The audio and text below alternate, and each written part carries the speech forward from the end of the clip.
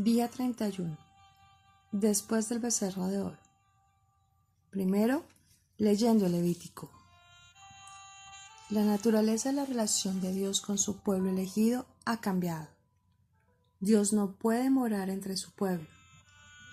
Los levitas deben pararse entre Dios y su pueblo. Esto nos lleva al final del Éxodo y nos introduce al Levítico. El Levítico es parte de la renovación de la alianza necesaria debido a la rebelión del becerro de oro. El pecado de Israel fue tan grave que se requirió lo que equivale a una segunda legislación. Los 10 mandamientos habían sido una ley moral, pero esta segunda ley es judicial y ceremonial, involucrando el castigo de criminales y las reglas para los sacrificios de animales.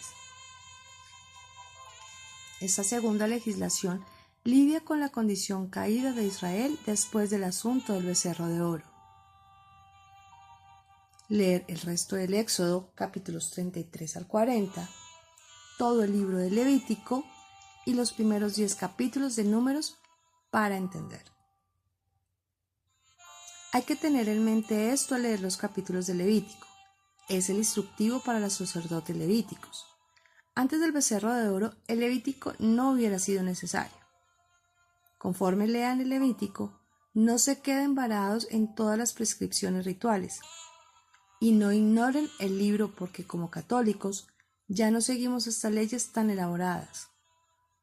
Mantengan en mente también que el Levítico es una continuación de la historia de la familia de Dios del Éxodo. Recuerden conforme lean acerca de los riñones, las entrañas y todos los detalles horripilantes de los sacrificios, que Dios originalmente no deseaba los sacrificios de animales. Él no tiene necesidad de que millones y millones de vacas y cabras fueran masacradas. En su lugar, lo que Dios quería era alabanza, un espíritu humilde y contrito, y andar en sus caminos. Leer Salmo 50, versículo del 8 al 14, Salmo 51, versículo 18 y 19. El sistema sacrificial es impuesto sobre toda la nación como un tipo de penitencia corporativa. Los 3 animales que Dios le pide a Israel que sacrifique, ganado, ovejas y cabras, eran venerados como divinos por los egipcios. Dios estaba tratando a Israel como si el pueblo estuviera adicto a la idolatría.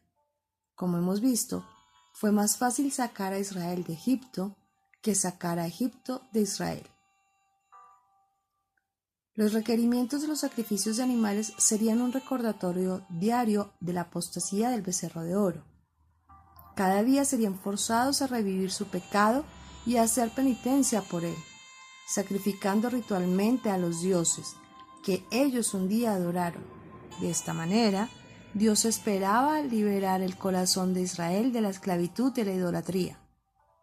Leer Josué, capítulo 14, versículo 14.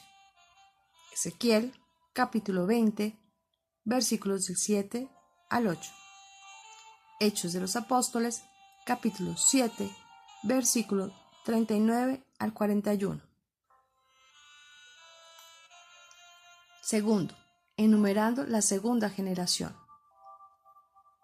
Los levitas estaban destinados a asistir a la segunda generación de los israelitas, a enseñarles los caminos a la santidad, de manera que esta generación no cayera como la primera generación. Pero la segunda generación no aprendió. Vemos esto en las historias narradas en Números, empezando con la partida del pueblo desde el Sinaí. Leer Números capítulo 10, versículo 11. Números nos platica la historia de las penalidades de la segunda generación en su camino a la tierra prometida. Los hijos de aquellos que salieron de Egipto no son más fieles que sus padres. Finalmente, son condenados a vagar 40 años, cargando con su infidelidad. Leer Números capítulo 14, versículos del 33 al 34.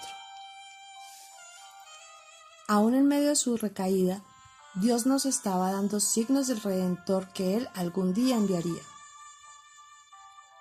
Moisés levanta una serpiente de bronce para curar a los israelitas infieles, dándonos un signo de la cruz.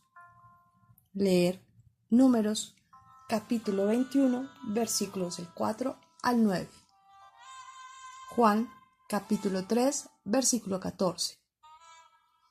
Y el profeta mercenario Balaam, enviado a engañar a los israelitas, es usado por Dios para pronunciar una profecía, que una estrella se levantaría sobre Jacob y el bastón de liderazgo saldría de Israel.